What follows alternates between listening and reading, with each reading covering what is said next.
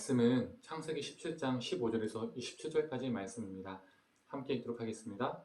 하나님이 또 아브라함에게 이르시되 네 아내 사레는 이름을 사레라 하지 말고 사라라 하라. 내가 그에게 복을 주어 그가 내게 아들을 낳아 주게 하며 내가 그에게 복을 주어 그를 여러 민족의 어머니가 되게 하리니 민족의 여러 왕이 그에게서 나니라.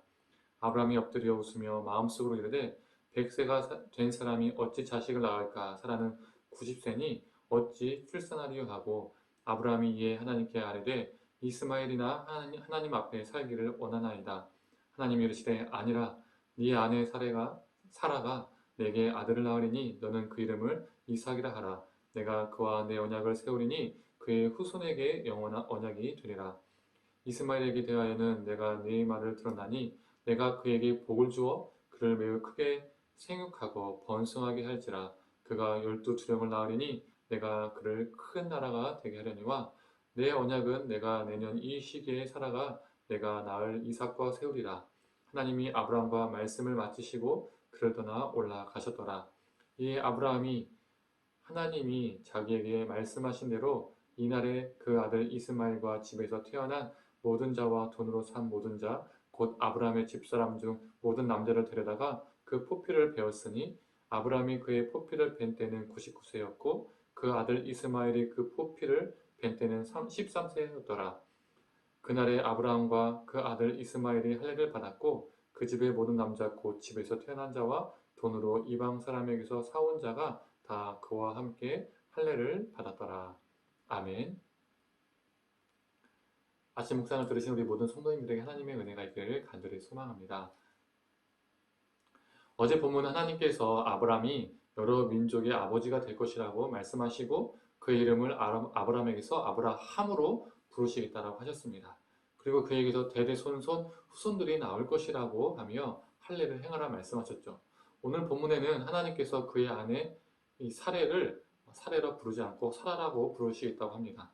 그리고 그녀에게 복을 주어서 그녀에게서 아들 낳게 하고 여러 민족의 어머니가 되게 하겠다라고 말씀하셨습니다.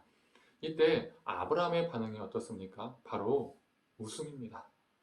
이 웃음은 하나님이 내게서 드디어 아들을 주신다. 내가 그렇게 기다렸던 아들을 주시는 거라는 그 기쁨의 웃음이 아니었습니다. 실속, 어이없는 웃음, 헛웃음이라는 것이죠. 10절에서 18절을 보면 그는 이렇게 말합니다. 아브라함이 엎드려 웃으며 마음속으로 이르되 100세가 된 사람이 어찌 자식을 낳을까. 사라는 90세니 어찌 출산하리요 하고 아브라함이 이에 하나님께 아뢰되 이스마엘이나 하나님 앞에 살기를 원하나이다.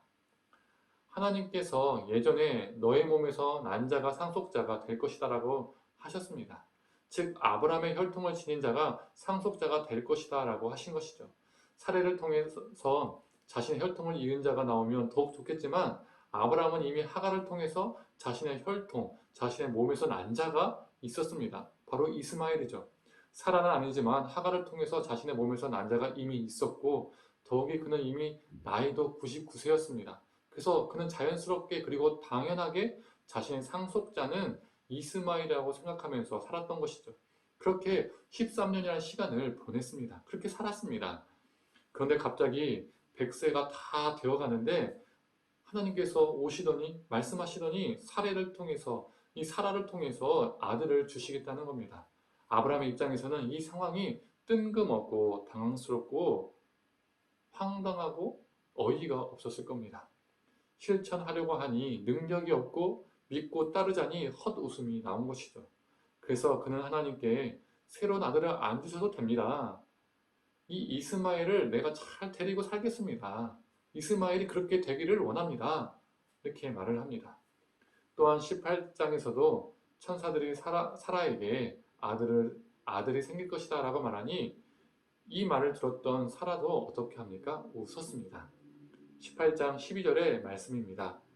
사라가 속으로 웃고 이르되 내가 노쇠하였고 내 주인도 늙었으니 내가 무슨 즐거움이 있으리요. 그들의 웃음 속에서는 우리가 그들의 웃음을 보면서 무엇을 알 수 있을까요? 아브라함과 사라의 입장에서는 하나님의 말씀과 자신들의 현실이 괴리가 있다는 겁니다.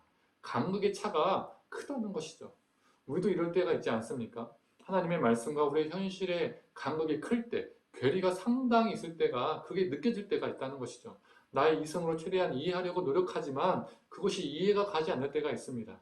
그래서 그 말씀이 나에게 기쁨으로 다가오는 것이 아니라 상당한 부담감, 상당한 당혹감으로 느껴질 때가 있다는 것이죠. 예를 들어 본다면 이런 일이 있을 수 있죠. 나의 물질적 형편이 너무나 힘들고 어려운데 하나님이 어려운 사람들을 도우라고 말씀하신다는 거죠. 하나님의 말씀과 내 물질적인 현실이 상당히 괴리가 있다는 겁니다.